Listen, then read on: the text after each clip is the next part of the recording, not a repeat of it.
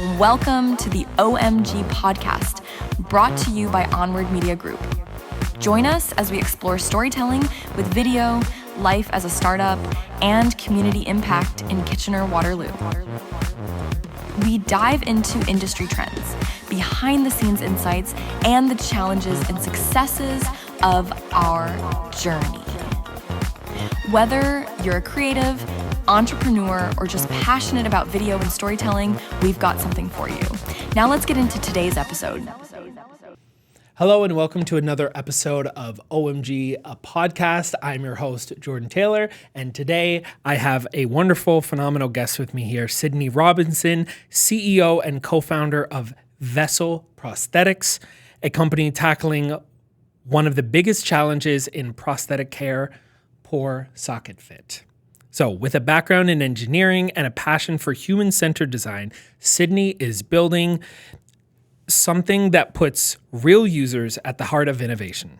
Today, we're going to dig into her journey, what it's like building a med tech startup in Canada, and what is next for Vessl. Sydney, thank you so much for taking the time to join me today. Absolutely. Thanks for having me, Jordan. So just getting into a little bit of the story of yourself and your co-founder. So what originally drew you to engineering and biomedical innovation? Yeah, so I kind of stumbled into engineering, honestly. I was good at math and science in high school and undergrad. So I decided engineering is a combination of those two and is highly employable after graduation. And that's why I focused there. But really what led me to prosthetics was I've always been very interested in how the human body moves. I think it's incredible the way that it adapts to different scenarios. And so I wanted to study that further, which is why I did my master's in biomedical engineering. And then there's a program at Western called the Medical Innovation Fellowship, which is all about entrepreneurship. And I actually got to dive deeper into prosthetics as a part of that program. That's amazing. And so how did you get from that, pursuing that passion, into prosthetics? So in my undergraduate degree, I got exposure to prosthetics. I did a program as part of my capstone project that was designing an ankle foot orthosis for a 5-year-old girl, which was so much fun. It was a very rewarding opportunity. And I just fell in love with the prosthetics and orthotics industry. Is part of my master's, I was focused more on actual implant prosthetics, so actually implants in the wrist, of all things, which was another fantastic opportunity. I got to dive deeper into kind of design and different user-centered design approaches. But once I was doing the Medical Innovation Fellowship, we spent the first couple months of that program just interviewing different clinicians to try and figure out where there were opportunities for innovation within medicine. So we interviewed neurosurgeons and orthopedic surgeons and physiotherapists, like you name it, we probably talked to somebody. And as part of that, we shadowed a doctor in Hamilton that focuses on diabetes care. Okay. Diabetes is the leading cause of leg amputation, like 70 to 80% of all leg amputations. Wow. Are because of diabetes. And so we met a lot of people that day that were struggling with the way that their anatomical leg fit inside of their prosthetic leg. Okay. And that was obviously a passion area for me. And so as we learned more and more about that throughout the lifetime of the fellowship, it just became apparent how big of a problem that was and how necessary a solution was in order to solve that problem. And so with that problem, how did you know? Because I can imagine that there were an array of problems that came up in your journey up to that point. Why that particular problem? Yeah, so we had a list of like 200 problems. That's not a short list. There's no shortage of issues in medicine. I think we can all agree that the medical industry is not perfect. So there's areas for growth. And we came up with a list of over 200 problems. There were 5 of us in the program together, a mix of engineers, doctors, and scientists. And so we looked at that kind of problem set and narrowed it down based on what are we actually interested in solving, A. B, what kind of skill sets do we have on the team? We didn't have a software engineer, for example, so we didn't want to work on a problem that needed a software solution. Right. So we narrowed it down with a couple of different factors like that. But one of the biggest factors was once we got our list down to, let's say, 50 different problems, you can really only help if you can commercialize your technology. And so there actually has to be a really good business opportunity here. So we started researching more about the industries of each of these problems. And, they say fail fast. So we were just trying to kill every idea as quickly as we could. Was there any red flag that would create such a barrier to innovation that we wouldn't be able to bring this to market? Things like a class 3 medical device, we just didn't think we would have the time for that kind of very long path to market and very big regulatory hurdles. So we were looking at different opportunities. Is this a problem that one doctor saw once, or is this something that is affecting millions of people every day? And when we were looking at this prosthetics issue, which we're coining as poor socket fit, it's a very common term in the prosthetics industry, it was a massive issue that clearly needed a solution, and our team had the necessary skill sets to at least start problem solving in that area. And that was why we decided to focus on that one. And so from identifying it as a problem to actually building out the solution, I'm sure it was not a short journey, but just kind of paint the picture for us. What was that looking like? Yeah, so I would say the fellowship was 10 and a half months, and it was really focused around entrepreneurship and therefore educating us as fellows on what entrepreneurship is. That preamble is all to say we didn't get to dive super deep into a solution during that time. So we did a lot of interviewing of people with lived experience with amputation, as well as prosthetists and different caregivers, but we did like very little bits of prototyping. We didn't really start designing a solution until after the fellowship program. So at the end, my co-founder and I, we got along really well. We worked together really well. We had very complementary skill sets, and we were both passionate about starting a company. So we started it together, the two of us. And it was from there that we really started to dive deeper into kind of building out the business plan as well as doing the prototyping. So we incorporated the company in June of 2022.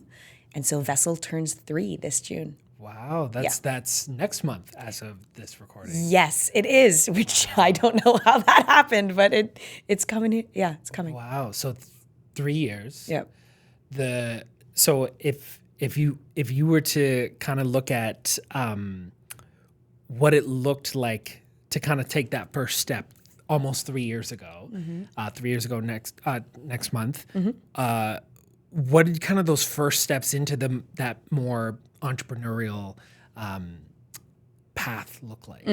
We were really well supported throughout the fellowship because it was so focused on entrepreneurship. So we were educated on each aspect of starting a company. Okay. I think when, a scientist, for example, is like, I've got this great innovation, I have a problem identified, now what do I do? It's a lot more nuanced, and maybe you don't know which path to take. With us, we had been educated on each element, so we knew, okay, first we're going to have to patent this.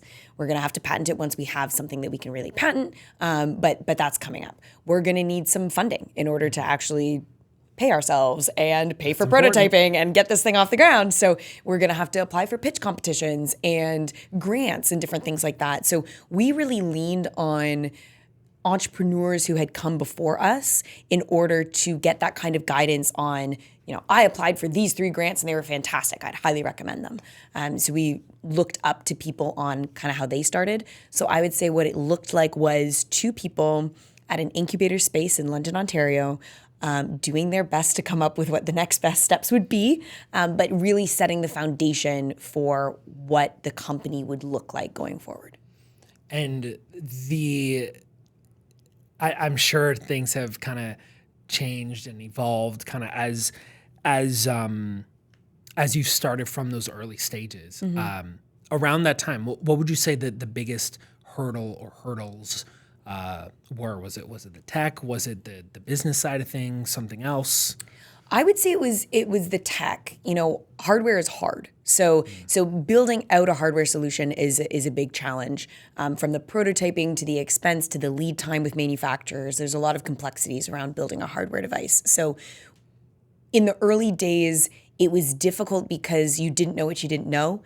You didn't know which advice to listen to. We've gotten a lot better at discerning which advice to listen to. And kind of how to figure out the best path forward. So I would say that everything was very overwhelming and uncertain, But as we started chipping away at the reimbursement pathway and the regulatory pathway and these different kind of key areas, it became clearer and clearer where we needed to focus. And a lot of that focus has been and will be in a hardware company, the device itself. And now in terms of that focus, obviously mindset plays a big role into that. So do you feel like you have a similar mindset to when you started on this journey? Has it changed? Has it evolved? Have you kind of kept that laser focus throughout these last 3 years? It's a good question. I would say we have kept a laser focus on the problem. Okay. That's something we've done really well. My background as an engineer, they've really started to focus in university on user-centered design, keeping the user at the center of every decision that you're making. And we've done a really good job of that. We've interviewed so many clinicians by now. But one conversation that really sticks out to me is I kind of presented this solution that we had and talked about the problem and how we were solving it, and very stoic kind of face. And so you don't really know how it's going. And then he nods at the end and he goes, "It's clear that you actually spoke to a clinician and you actually spoke to an amputee. And you're not just some engineer who's come up with something cool that they think is neat and they want to try and shove it into a use case." Does that happen? Oh, all the time. Yeah. Engineers have quite the reputation for like, "Oh, I've developed this super cool thing. Who can I convince to use it?" Whereas with us, it was, "Oh, this is a really big problem. How are we going to come at it?" Interesting. So, and it's funny. We were talking about the idea of when building a business, it actually makes more sense to be solution-oriented, but problem-based, problem-centric. 100%. And it sounds like that's the approach that you and your co-founder took. 100%. And so I would say that stayed very consistent throughout the 3 years of the company. And that's one of the things we're most proud of and that will continue to carry forward in like future versions of the device as well. You talked about mindset, and I think a growth mindset is like critical in entrepreneurship. And it forces you into it. Like there were times where it wasn't as easy to be open-minded or growth mindset focused, and you have no choice but to put yourself in those situations. Has there been anything that has stood out as particularly surprising throughout this journey? Like I know you mentioned the engineering reputation, if you will. It sounds like that wasn't necessarily a surprise, but is there anything out that stood out to you as like a challenge that maybe you didn't foresee having to overcome? That's a good point. I would say for us, or for me, I'll speak for myself, I found it difficult to know what advice to listen to. Right. I have never been someone who's afraid to ask for help. I will ask for help till the cows come home. I'm very comfortable doing that. I know that I'm not the smartest person in the room on a lot of issues, and I'd rather learn from people who've been there before or who are experts in the space to make my path as easy as possible, because it won't be easy. So if I can reduce barriers, I'd like to do that. But in the early days, based on your own experiences and your own internal biases, people will give different pieces of advice. Right. And I found I would listen to everyone. And so you're constantly, if you said make your pitch deck blue, I would make it blue. And then I would talk to someone else who said you should make it orange. And then I'd make it orange. And then I'd talk to a third person who said, actually, it should be blue. And I'd change it back to blue. So I've done a much better job of talking to a couple of different people. And if there is a common thread, following the common thread.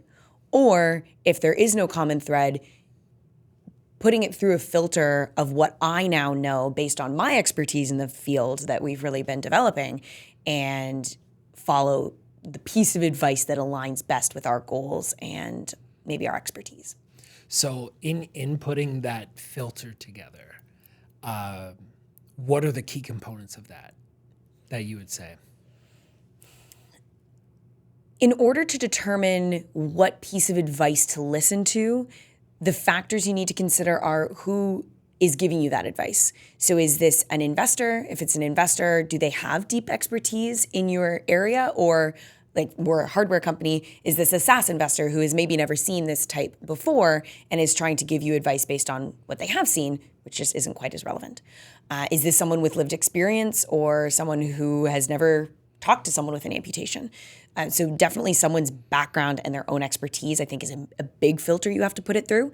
And then the other is your goals, because people will be giving you advice based on what their experiences are and what their goals were when they were doing what you're doing.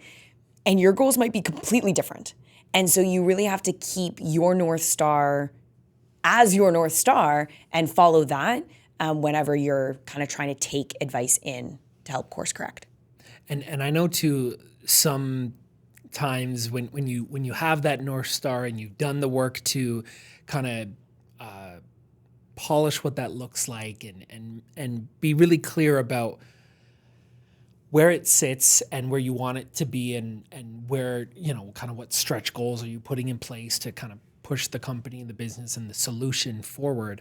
One thing that often creates an environment where you kind of are sometimes forced to pivot or forced to reinforce is user feedback. So how does your relationship with user feedback look for your solution? We, coming back to the user-centered design piece, we've kept the users at the forefront the whole time. So we talk to, for us, it's kind of dual purpose. We've got two users, if you will. We have the person with the amputation who's going to be wearing the device, but we also have the clinician who's in charge of fitting the device and fabricating with the device, et cetera. So we have these two user groups, and we interview them all the time. So we're constantly talking to people we've already spoken with. We've got a clinical advisory board, and then we also speak to new people all the time just to try and get some fresh perspectives. So we will either virtually present our technology and what it does and get feedback that way, and you can get some very clear through lines that way, right? Of pieces. If people are asking the same questions every time, either your device does not address that question, or the way that you're pitching the device doesn't address that question. Got it. So that's one piece of feedback that we've listened to quite closely. What we wanted to do was be as efficient as possible. And so we work with one person with an amputation very closely and kind of go back and forth with him. So we'll have him try on a device, give us some feedback, take that back to the lab, make some changes, have him try something else on. And that has been really great because until we work out the big kinks in the design, all of the subtle nuances of having, 15, 20, 500 people try it on aren't going to be as meaningful until we figure out those kind of bigger changes that we want to make. So we've been working with this one individual to make some of those bigger changes, and now we're at the stage where we're working with many individuals in order to make some of those subtle changes before we actually launch and go to market. And so with those two, I guess, segments, right, those two user groups, if they are kind of telling two different stories, or the feedback is coming back and it's giving two different conclusions, and maybe I'm making an assumption here, but if and when that happens, what's your approach to that? It's a good question. I would say our approach when we have conflicting pieces of information from prosthetists and amputees would be to try and understand who's going to be working with that, or who's going to be interacting with that element of the design.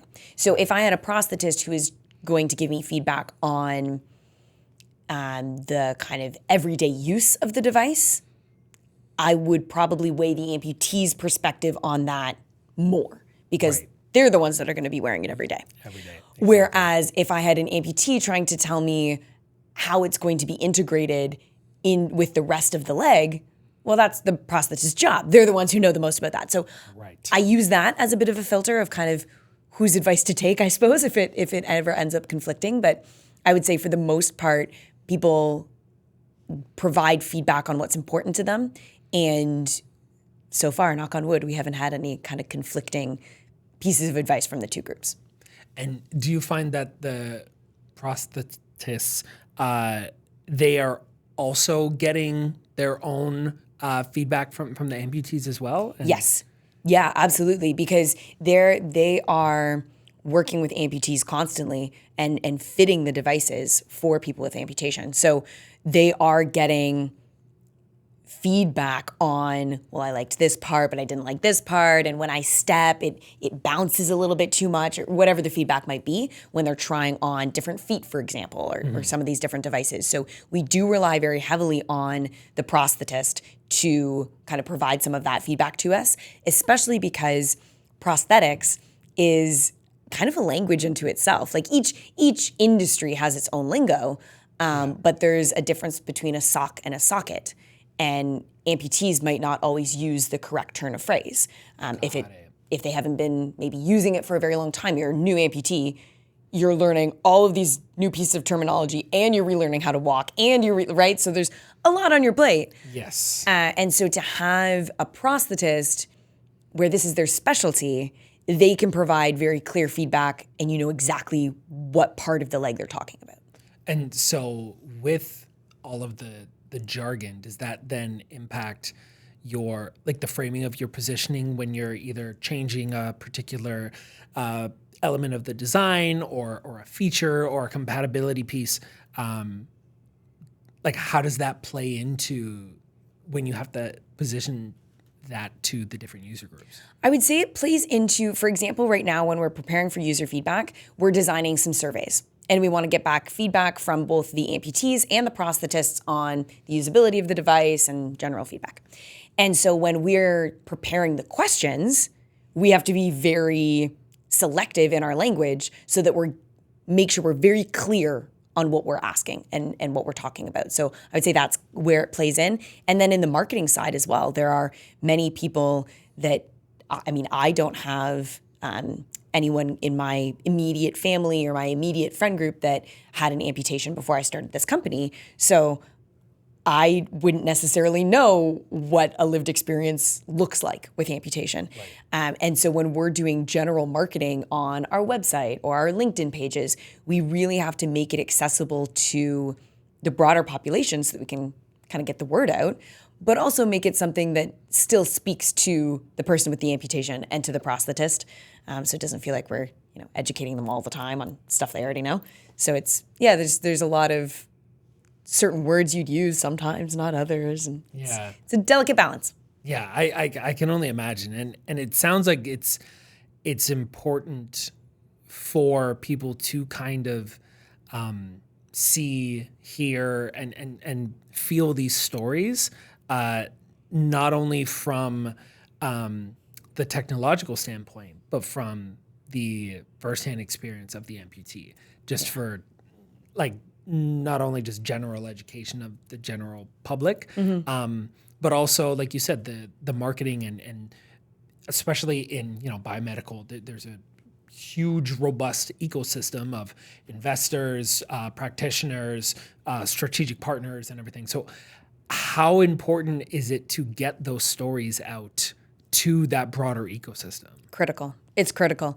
It's critical because, as you said, there's so many different stakeholders that are involved in starting a company. You need investors and you need community supporters, like different incubators and accelerators that we've been a part of, as well as you need your user groups and your future customers. So being able to tell the story to someone who has never met an amputee before, especially for the story with investors, was really important. So we workshopped it quite a bit in the early days. How are you going to tell a story of what it's like to live missing part of your limb? That's kind of hard to relate to. And so the way that we describe it, and it's not perfect, but the way that we describe it is like wearing a pair of shoes that doesn't fit. Because we've all worn a pair of shoes that doesn't fit. Yep. And you're walking, and after a while you get blisters, and it's really uncomfortable, and kind of, trying to fix the fit of the shoe, and it's awful, and people can relate to that feeling. And so when you say that it's like that, but your leg, people can understand that that's a lot worse. They can wrap their minds around it.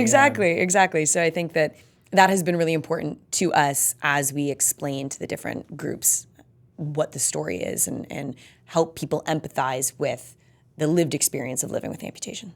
And I would imagine that also then builds trust also too, like not only from the amputees, but just trust in your business to be able to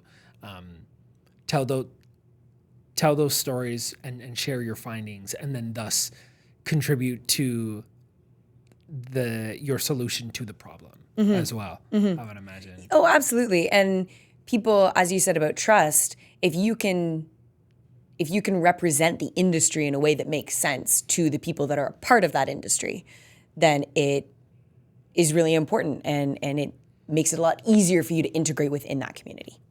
And would you say in the time that you've been doing this, that there's maybe apart from the amputee and the clinicians, that there are any kind of myths or misunderstandings or general misconceptions around whether it's the tech, the experience, any of that, like that you either hear and see time and time again, or that you're constantly having to have that conversation?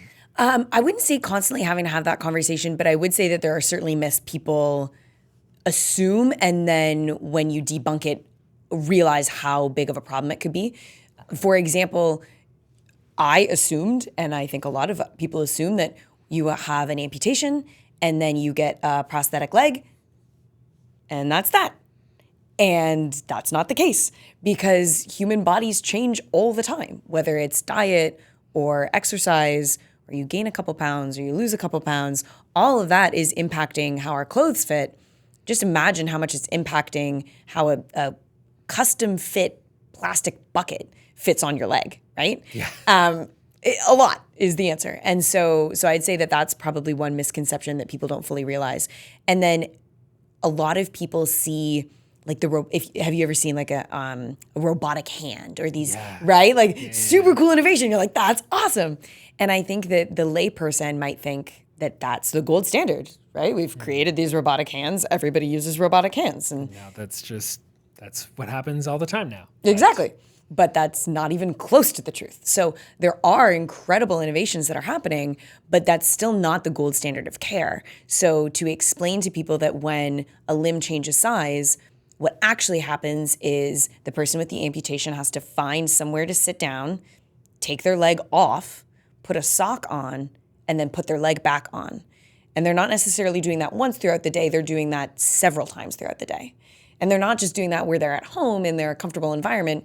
They're out walking the dog, and suddenly they're slipping and sliding inside their socket, and they know they're going to get a blister that will take weeks, if not months, to heal.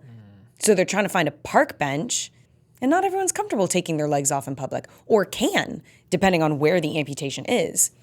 So it's this really frustrating scenario that I think you don't even really know exists until you dive deeper into the ecosystem.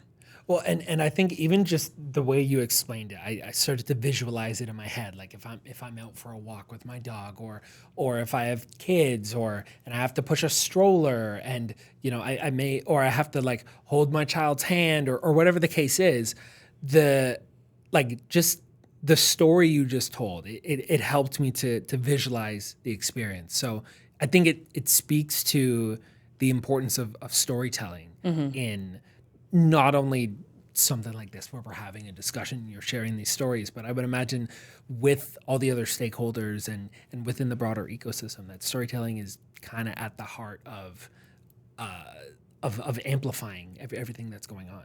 Absolutely. Yeah, it really is.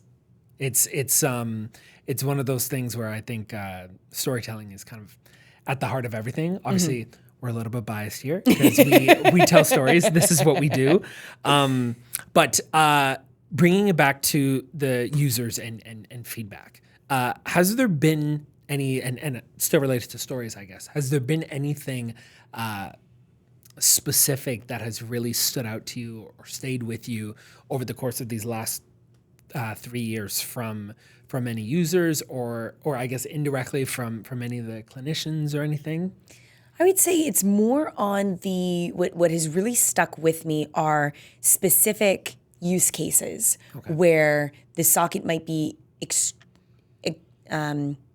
even more beneficial than just the average person with an amputation.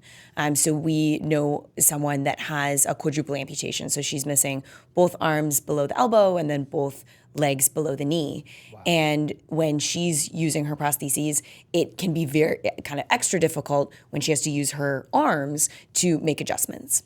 And so to have something that automatically adjusts, you're like, oh, well, it reduces the mental burden of having to, the story that I just went through, having to stop when you're walking your dog in the park, reduces that mental burden and that inconvenience. But it makes an extra big impact in certain people's lives, depending on what their own scenarios are. So I would say that those kinds of stories have really stuck with me. In terms of feedback, I would say that for the prosthetist, having it be something that they can easily integrate into existing technologies has been extremely important. Wasn't necessarily something that we had appreciated at the beginning of the company. So the way that we wanted to do it at the beginning, which is always funny when you look back on your first iteration. Yes. But what we initially thought was if you could have like hydraulics or pneumatics that are moving pressure around the limb, you can create this kind of holistic experience where it's able to automatically adapt. And that technology would still work. What we didn't fully appreciate was the prosthetist does so many subtle changes and so much tweaking to make each socket, the part that holds onto the leg, specific to an amputee. You know, putting relief zones where your patella is or your kneecap to make sure that you're not pushing on that bone or your shin bone or whatever the kind of customization might be. Yeah. And we are not prosthetists. We are not experts on all of those little changes that need to be made. So when we initially wanted to bring the device to market, we would make the socket and kind of this addition piece all in one. And as we spoke to more and more prosthetists, we're like, actually, that's not usable for them. What they want, they're experts in the socket part. Let's empower them to keep doing the thing that they're great at and passionate about. Let's just have like an additional component that gets added on that is compatible with the way that they're already adding devices. So think Lego blocks. There's like standard connectors between pieces of a leg so that you can kind of add and mix and match. Mm-hmm. And so if we just have these standard connectors and we add a piece, and that piece is what adapts the socket to the leg, then we're empowering the prosthetist to keep doing what they're best at. We're kind of an extra tool in their toolkit, and it's something that will be more easily adopted and widely accessible. So that was certainly feedback that maybe we hadn't fully anticipated or hadn't fully appreciated, was really the prosthetist's role in the patient care pathway as it relates to the pieces of the prosthetic leg that they are in charge of creating. Yeah. Wow. It sounds like, you know, you mentioned the kind of the prosthetic robotic hands that I saw on Marquez Brownlee did a demonstration with it on YouTube. Yeah. Really cool to see. So cool. Even someone who has the full use of their arm, but showing that it's powered like through thinking through it, which is mind-boggling. Wicked. That's the point of reference that I have. Are there any other technological innovations or standout companies or initiatives that you've seen in the broader ecosystem that have inspired you even more, like even further at Vessl? Oh, absolutely. There are individuals, and I'm not picking favorites, but there are just the first things that come to mind. There are individuals that we've really leaned on in the space. So one company, Adil, is the founder of Psionic. So Psionic is this really cool hand. He was so kind as to give me a tour of their space when I was visiting San Diego a year into the company. So I was still very early, still trying to figure everything out. And the hand, if you like wave, it will wave back at you. Like it can mimic you from a camera, I suppose. Incredible technology. Wow. So he as a person has been very inspiring to me in the field of prosthetics and in the broader field of innovation. And his technology obviously is fantastic and really impacting lives. There's another company called Lindy Extend, which is a company actually out of Sweden. And the whole team, I can't say enough good things about the team. They've really kind of taken me under their wing as mentors and have really helped us understand the prosthetic space at large, as well as their own personal stories, how they got into the prosthetic space. And their technology is designed by someone with lived experience with amputation, and what he wanted when he was like, oh, it would be so much easier if I could just switch out my feet really quickly. And so they designed a piece that you could add that switches out the feet really quickly. Wow. So it's really kind of cool technology like that. And there's some trends in the space as well that I think are really pushing, as you said, kind of neurologically adapted or powered devices, certainly pushing the industry forward. And then osseointegration. So that's when you can integrate the prosthetic leg or arm into so it like is connected to the bone. Wow. Yeah, it like sticks out of your leg or your arm. Kind of connected to the bone. So it's wicked. It's very cool. It's in use, like people are doing it. It has some access issues because, as you can imagine, having a piece of metal sticking out of the skin, you can get infection really easily. So it's very specific on who's actually able to access that technology. Yeah. But it does exist, and there's really cool innovations that are advancing the field. That's amazing. And talking about accessibility, I think it sounds like there's a ton of technological advancements that are happening. In your expert opinion in this realm, in this ecosystem, what do you think that there's one thing that the ecosystem as a whole could do to make some of these innovations more accessible to more people? It comes back to user-centered design. I think you really have to think about who is actually using this technology at the end of the day. So I mentioned at the beginning of the conversation, prosthetics, people with leg amputations typically are people that also have diabetes. Diabetes inordinately affects people of color. It inordinately affects groups that are lower socioeconomic status. So and oftentimes people with amputation are part of aging populations as well. So you have to be realistic about, I mean, again, not everyone's journey is completely unique to them. Mm-hmm. But you have to be realistic about what people's goals are and what kinds of technology would be accessible to them. So for us, we developed something that is completely passive. It's powered by walking motion. So it doesn't need sensors, batteries, or motors. And that was intentional. We didn't want something that you have to remember to charge at night or it falls off in the grocery store the next day. Like, that's not accessible. That would not be ideal. Not ideal. So we did that intentionally. We didn't want to incorporate sensors because having a leg that is constantly pushing on a sensor all day could be uncomfortable, but is gonna break the sensor. We just don't have really great sensor technology yet in that space. There's a few groups that are developing it, but it's not widely accessible yet. So just trying to increase durability as best we can, increase access as best we can. People that maybe don't have access to power in the first place, not that they're gonna forget to charge their leg, but that they can't even if they wanted to. So I think keeping in mind the limitations of these different populations to create a device that is widely accessible is extremely important. Wow. I look forward to seeing more obviously as someone who is not firsthand in that situation, I still look forward to, just from a spectator, being able to see the technological advancements that can empower and help more and more people. It's really exciting to see what the future will hold. And segueing, speaking on that, of the future, so you are 3 years in now, 3 years next month.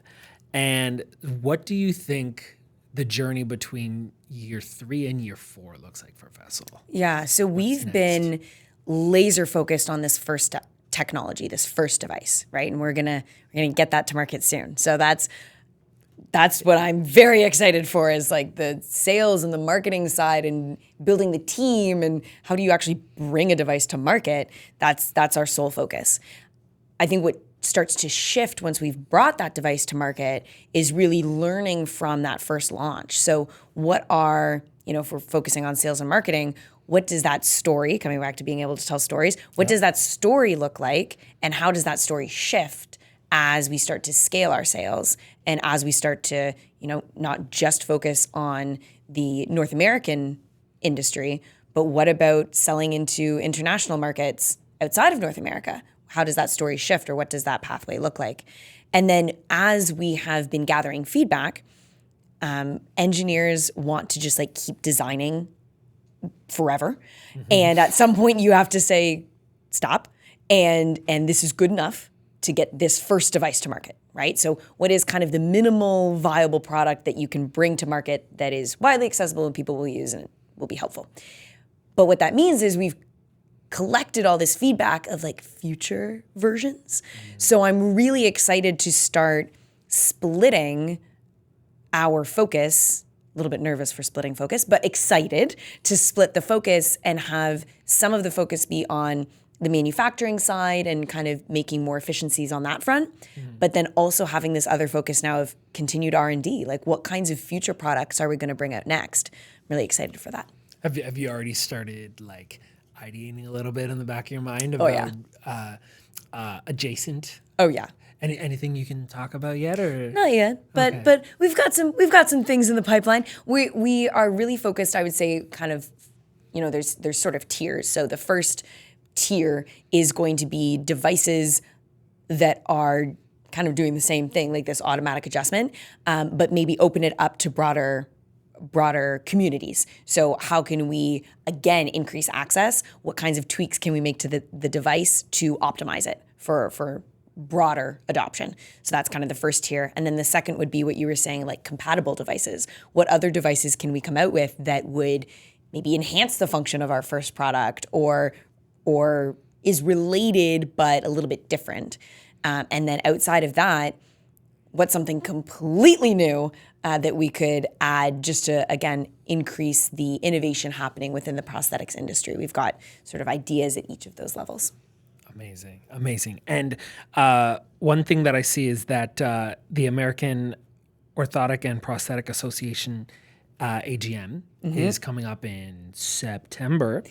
Yep. So for Vessl, what does success look like there? Success is getting as much of the word out about our device as possible. So that is the biggest prosthetics trade show in the United States. Wow. And it draws a lot of attention from international groups as well, as you can imagine. And so we have a booth. I'm going to be speaking on a panel. We're going to be giving a product presentation. So we are just trying to get the word out about what we've created. We're a small fish in a big pond, and we want to try and make our presence known as best we can. So a success for us would be having a pipeline of people that are interested in learning more and potentially adopting the solution, whether that's people with lived experience with amputation or clinicians. And then beyond the AGM and even thinking, future forward beyond this first of hopefully many solutions and technical innovations, technological innovations, excuse me. What is your broader vision for Vessl? Yeah, we would like to be the industry leader in solving poor socket fit. So in adjustable and adaptive technology. And we have this amazing opportunity, given this kind of first name that we're making for ourselves, to really make that happen. We want to bring this technology to the most number of people so that we can make the biggest impact worldwide. My co-founder is Ukrainian, so with everything that's going on worldwide right now, we'd really love to be able to support the communities that are suffering from global conflict. So keeping our vision global is really important to us, and making as big an impact in as many lives as possible is really important to us. That's amazing. This has honestly been truly fascinating to learn about an industry that we here internally have a little bit of an insight into kind of what we've seen through some of our conversations, through people like Armin at IntelliJoint, being able to have those conversations. But it's always fascinating to hear businesses that have people at the center of their mission and empowering people to live more fulfilling lives, being able to push towards self-actualization and making sure all their needs are met. And it sounds like Vessl is doing that in a very, very powerful and transformative way. So that's our mission statement, actually. I don't know if you looked that up in advance, but I didn't. It's to make a fulfilling life more comfortable is our mission statement. So you nailed it. Fulfilling is was well you heard it here. That was not looked up, although I do have notes. That was not in the notes. But thank you so much for taking the time to come and chat with us today. For anybody watching or listening, where is the easiest place they can find and engage with you, and what can people do to help contribute to that mission? Well, thank you so much for the conversation, Jordan. This has been a lot of fun. People can follow us on LinkedIn. I'm annoyingly active on LinkedIn, so be forewarned. But please follow Vessl or myself on LinkedIn. We are also on Facebook and Instagram, so you can follow us there as well. Reach out to us on the website. We have an email and a phone number, so feel free to reach out anytime. We love to connect with the community, so that would be one way to kind of stay up to date on what we're doing. We do have a newsletter that you can sign up for, so there's plenty of ways to get involved. And there are a lot of charities that are working in this space. Amputee Coalition out of the United States is one that is an organization, I should say, that really champions the needs of people with lived experience with amputation. So if you go on their website, there's lots of different ways to get involved and to help and to support. Same with the American Orthotic and Prosthetic Association. And then there's groups in Canada as well, like WARAMPS, that really support people that have lived experience with amputation. So lots of ways to get involved, lots of ways to stay up to date on what we're doing. And I look forward to connecting with everybody. Awesome. Sydney, thank you so much. And we want to thank you for watching and listening today's episode, and we will catch you on the next one. Awesome. Thank you. Thanks for tuning in to the OMG Podcast.